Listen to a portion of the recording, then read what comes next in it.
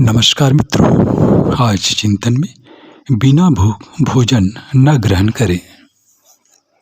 हम क्या खाएं, क्यों खाएं तथा कैसे खाएं? प्रश्न सुनने में बहुत ही साधारण सा लग सकता है, लेकिन समाज के एक बड़े समूह को, विशेषकर नई पीढ़ी को इस संदर्भ में बहुत अनभिज्ञ देखा जा सकता है।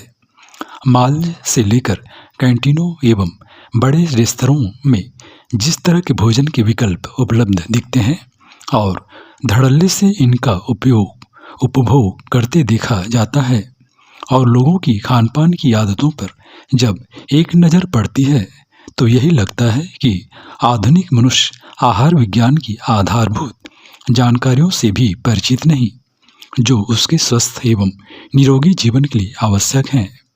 मनुष्य एक आध्यात्मिक प्राणी है। शरीर व मन उसके आचरण, आवरण एवं यंत्र हैं, जिनका उपयोग करते हुए उसे जीवन के उच्चतर ध्येय प्राप्त करने के होते हैं। परिवार, समाज और अपने क्षेत्र की व्यवहारिक जिम्मेदारियां निभाते हुए उसे आध्यात्मिक लाभ भी प्राप्त करना होता है। स्वस्थ शरीर इसका आधार है और इसके पुष्ट एवं सबल रखना उसका पावन दायित्व है। इसमें उसकी खान पान की आदतें महत्वपूर्ण हैं।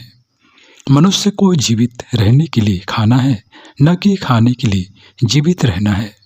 कुछ निम्न स्तर के कीट एवं पशु ही इस तरह का जीवन जीते हैं, अन्यथा पशु जगत में भी आहार को लेकर संयम बरतते देखा जा सकता है, जो उनके निरोग एवं स्फूर्त जीवन का आधार रहता है। व्यावहारिक रूप में मनुष्य के लिए पौष्टिक आहार अपेक्षित है, जो हर देश, काल व परिस्थिति के अनुरूप हर संस्कृति में पीढ़ियों से निर्धारित है। भारतीय संदर्भ में आहार को औषधि के रूप में ग्रहण करने का शास्त्र आदेश है। जिस तरह रोग को ठीक करने के लिए औषधियों का उपयोग किया जाता है, उसी तरह क्षुधा रोग के निवारणार्थ आहार का सेवन किया जाना अपेक्षित है। और फिर मनुष्य के पेट की क्षमता सीमित है, जो कुछ घंटे के श्रम से अर्जित पूंजी से पूरी की जा सकती है। यही स्थिति रोटी के साथ कपड़े और मकान की है, लेकिन लोगों को खाने के लिए जीवित देखा जा सकता है। स्वाद के लिए तरह तरह के मिर्च मसालेदार व्यंजनों से लेकर मांसाहार एवं मादक पदार्थों का सेवन करते देखा जा सकता है, जिसका किसी भी रूप में जीवन के विकास, स्वास्थ्य एवं संतुलन से अधिक लेना देना नहीं रहता, और कालांतर में यही उसके लिए नाना प्रकार की आदि व्याधियों का कारण बनते हैं। स्वाद के नाम पर ठूस ठूस कर खाना रोग का पहला मुख्य कारण रहता है। ऊपर से इनका तला भुना स्वरूप आवश्यकता से अधिक गरिष्ठ एवं नमक मीठे का उपयोग आहार की पौष्टिकता को नष्ट कर देता है। शोध के आधार पर स्पष्ट है कि लोग भूख से उतना नहीं मर रहे जितना कि आहार की अधिकता से, और कई तरह के रोगों को उपवास और थोड़ा भूखा रहते हुए भी ठीक किया जा सकता है। कुछ आहार विशेषज्ञ तो कैंसर तक का उपचार इसके माध्यम से होता हुआ सिद्ध कर चुके हैं। आश्चर्य नहीं कि आज इंटरमिटेंट फास्टिंग का चलन बढ़ रहा है, जो उपवास का ही एक स्वरूप है, जो परंपरा से विभिन्न पर्व त्योहारों में व्रत नियमों की परंपरा के रूप में हमारी संस्कृति का अभिन्न अंग रहा है। हर अमावस्या, पूर्णिमा, एकादशी आदि में व्रत उपवास का विशेष विधान रहता है, जिसमें नैष्ठिक व्रती कुछ विशेष पदार्थों के निषेध से लेकर निर्जला व्रत का पालन करते देखे जा सकते हैं।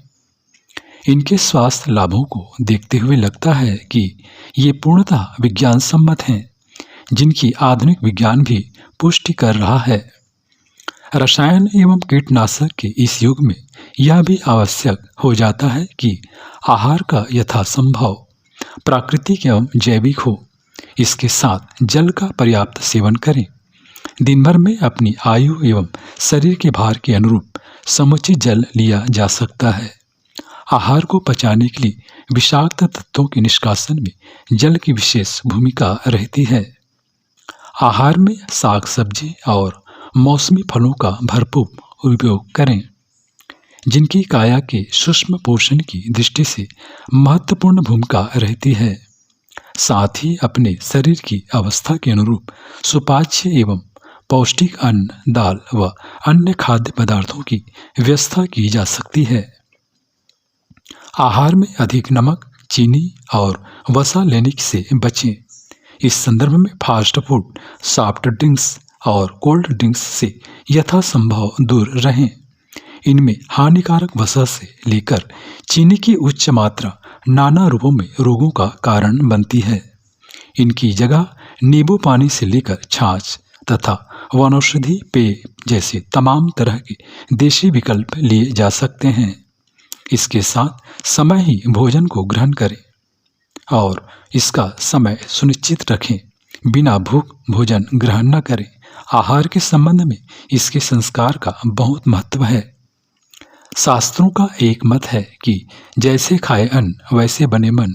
आहार किस भाव के साथ तैयार किया जा रहा है, यह मायने रखता है। घर में माताजी के हाथों से पकाया हुआ भोजन और रेस्टोरेंट के भोजन में जमीन आसमान का अंतर रहता है। यदि आहार के साथ शुद्ध सात्विक भाव जुड़ा है तो इसकी सूक्ष्म गुणवत्ता कई गुना बढ़ जाती है। नाम जप के साथ तैयार हो रहा भोजन महाभोग बन जाता है, तो वहीं ईश्वर को भोग लगाकर ग्रहण किया जा रहा आहार महाप्रसाद बन जाता है। आहार करते समय की मना स्थिति भी मायने रखती है, जिसको प्रायः नज़रअंदाज किया जाता है। आज की पीढ़ी को टीवी को देखते हुए, मोबाइल का उपयोग करते हुए भोजन करते देखा जा सकता है, जो उचित नहीं।